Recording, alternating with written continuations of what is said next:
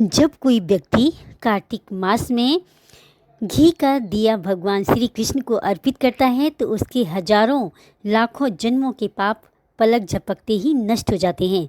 भले ही कोई किसी व्यक्ति को मंत्र ना आता हो, कोई पुण्य कर्म ना किया हो, कोई पवित्रता भी न हो, तब भी कार्तिक मास में श्री कृष्ण भगवान को केवल घी का दिया दीपक अर्पित करने मात्र से वो व्यक्ति बड़े से बड़े पुण्य का भागीदार बन जाता है।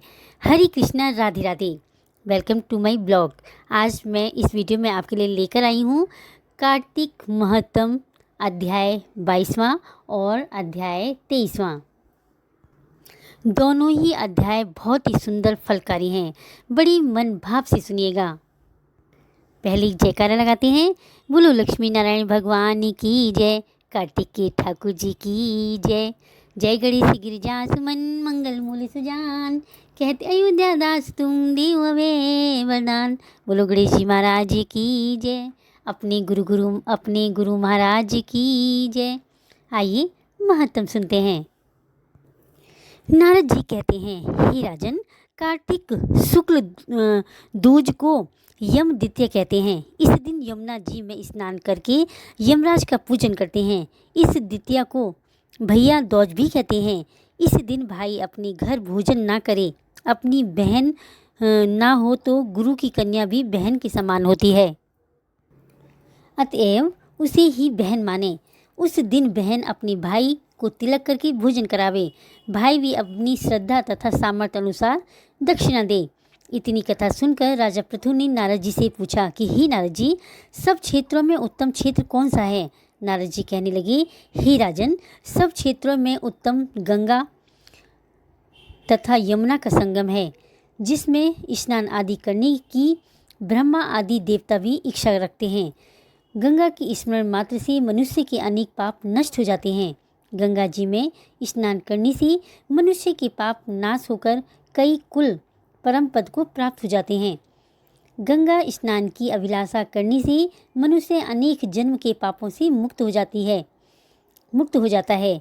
यह समस्त संसार माया रूपी बंधन में बंधा हुआ है, मगर गंगा इस माया रूपो बंधन को काटने वाली है। गोदावरी, कृष्ण, रेवा, अमरवती, तार्म, पड़ी, सरयू आदि सब तीर्थ गंगा में स्थित हैं। काशी क्षेत्र में भी सब क्षेत्र में उत्तम है, जहाँ देवता वास करते हैं। वह मनुष्य धन्य है जो अपने कानों से काशी क्षेत्र की कथा सुनता है। जो काशी जी का सेवन करते हैं वे जीवन मुक्त हो जाते हैं। यदि प्रातःकाल के समय कोई काशी क्षेत्र का स्मरण करता है तो वह भी मोक्ष को प्राप्त हो जाता है। कार्तिक मास महत्तम अध्याय 22 संपूर्णम।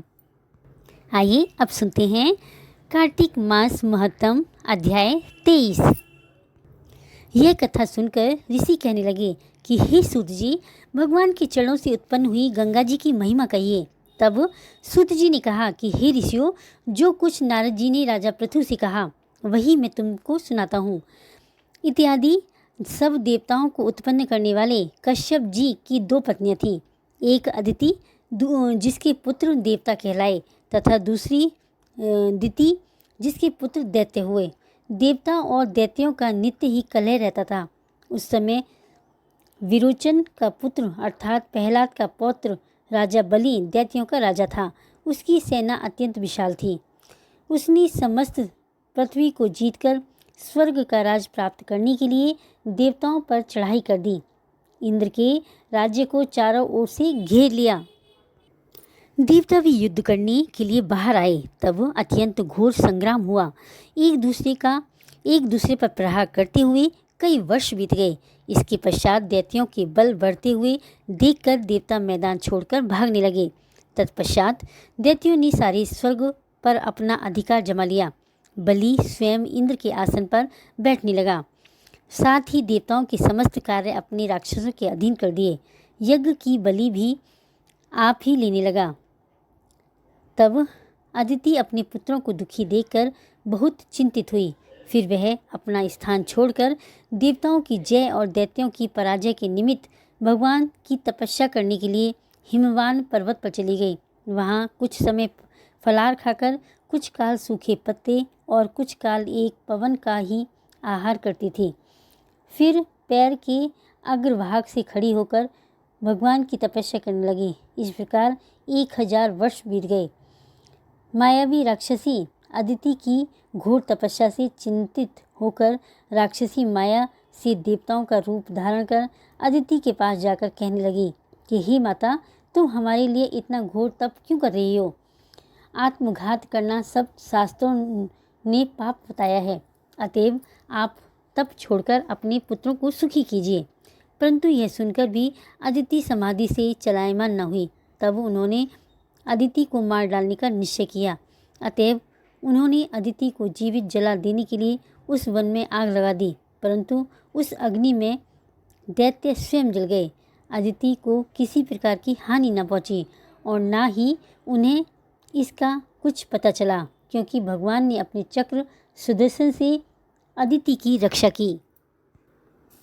कार्तिक मास महत्तम अध्याय 23 संपूर्णम।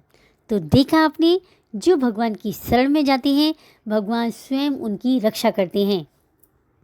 इसलिए भगवान के नामों का ज़्यादा से ज़्यादा स्मरण करें, भगवान की शरण में रहें और फिर शान से ज़िंदगी जिएं।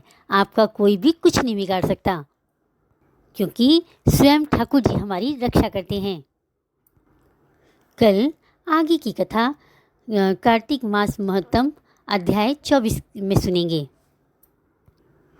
अगर वीडियो अच्छी लगी हो तो लाइक करें, कमेंट करें, मीनूस लाइफ स्टाइल को सब्सक्राइब करें, बेल आइकन को भी ज़रूर प्रेस करें। ज़्यादा से ज़्यादा अपने फ्रेंड्स में शेयर करें, क्योंकि ज्ञान बांटने से बढ़ता है। और भगवान के नामों का, भगवान की कथाओं का ज़्यादा से ज़्यादा प्रचार करें, क्योंकि ये भी एक सेवा है। राधे राधे, हरे कृष्णा।